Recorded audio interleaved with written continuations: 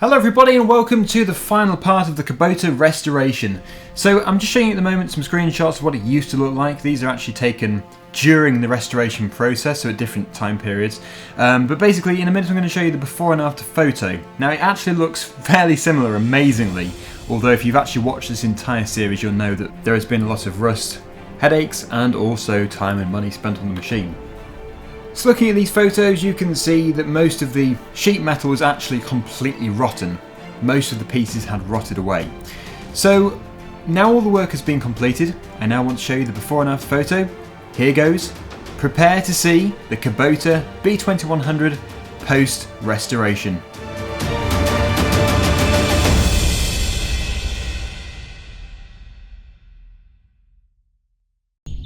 So no restoration project will be complete without the final tour walk around video.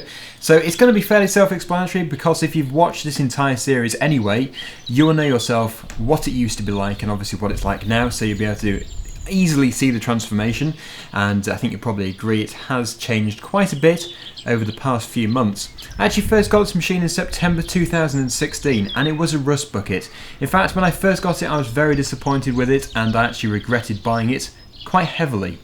So I took the step to restore it, which was a tough decision really because it's cost a fortune, but I think it's really paid off and it was definitely worth the time and effort. So we're around the back of the tractor now and it's actually the first time you've probably seen it with the 3-point linkage. This was fitted a few weeks ago and it looks very good. Obviously it now enables it to do other work as well instead of just towing stuff on the hitch. Walking around here you can see a brand new pipe just down there. That's actually to carry oil from the hydrostatic pump around the tractor to the cooler and also to the power steering I believe, which was leaking before. It's now fixed. We've now got mirrors up here and also the brand new lights as well. So it is now fully functioning and complete. Now looking underneath the bonnet, this is where the least of the work has taken place because it didn't really need a great deal. Obviously I've tidied things up a bit and just made it fully functioning again, but on the whole it was actually okay. Obviously the cooler at the front had to be replaced along with a few other minor things, but yep, that's looking okay. There is a bit of rust under there, but the machine now operates perfectly, which it didn't used to before. I've now also fitted a brand new seal to the rear right window. You may or may not have noticed it before. Also we've got the rear window in and the beacon on the top. When I first got this it had no rear window. Let's go inside the tractor and we'll switch on the hazard warning lights and also the marker lights just to show you that they work. I have shown this before, but there you go. So it now makes it road legal in that respect. On the same note, the headlights now work as well, including full beam. Before one of the bulbs had gone, so I had to just replace it. Very easy and very cheap, which was good. In fact, I think the new bulb cost about £1.50, which makes a change because most things on this machine were very expensive. Now, next thing I want to show you is actually inside the cab again, but basically I wanted to show you exactly what I've done. So we've got the brand new seat in there, and of course I've cleaned all the controls and made them a bit more, well, nice to use. It does need another clean actually in here, but it's almost there. Also, all of the cab interior electrics work, so that is the internal light. We also have the flashing beacon. Let's switch it on. And as you can see, that is operating as it should do. It also adds appeal to the tractor. And if you go quite a distance away, it also does it justice a bit more, but obviously during the day it is quite hard to see.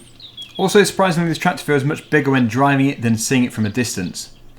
Now, another thing this tractor was lacking was a working windscreen wiper. That's now been replaced, and also the windscreen washer fluid now pumped through. So in a second I'll show you that. But first of all, we've got the internal fans. There are two settings for these. So I'll just quickly switch them on. Focus isn't very good in here.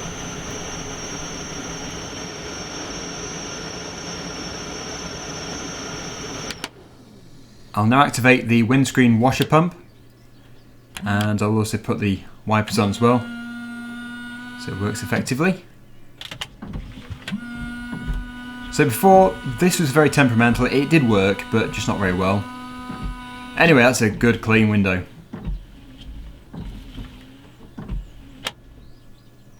Looking underneath, this used to be awful. As you can see, it is dramatically improved, although there is a fair bit of pitting just because obviously the rust has left its mark. But now we've got the four-wheel drive fully working as well, it makes it much better. We've also got some brand new decals for the fenders, and also the metal fenders on the inside are brand new as well. You can probably remember what this used to be like. If you don't remember, then here's a quick clip for you. Now up here, that is where the cab mounts onto it, and oh, oops, I've just broken it a bit more. Looking around the back again, you can see the brand new fender stay, which was also rotten. In fact, most of the parts around here are new. And we've also got some brand new mirrors as well. Not sure if I mentioned it before, but this is where you fill up the windscreen washer fluid, so it's very accessible. You've just got to make sure you don't cross-thread the cap. Looking at the front tyres, you can see the tread is almost perfect actually, almost new. And here is a view of it on the other side. So to conclude this video, and in fact this series, what we're going to do is just have a very quick drive of the tractor, just to prove that everything is operating perfectly and as it should be.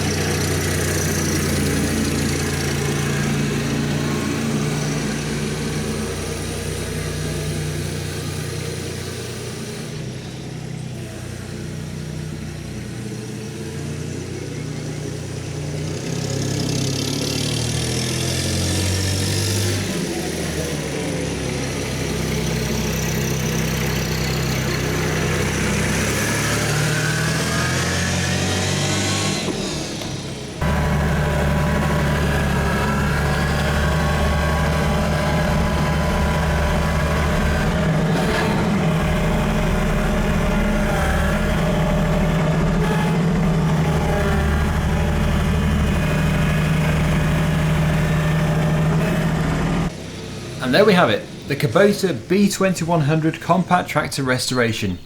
I really want to thank everybody for staying tuned to this series, and it's been a great experience. I've definitely learned a lot from it, and I just look forward to the next one. So until then, bye for now.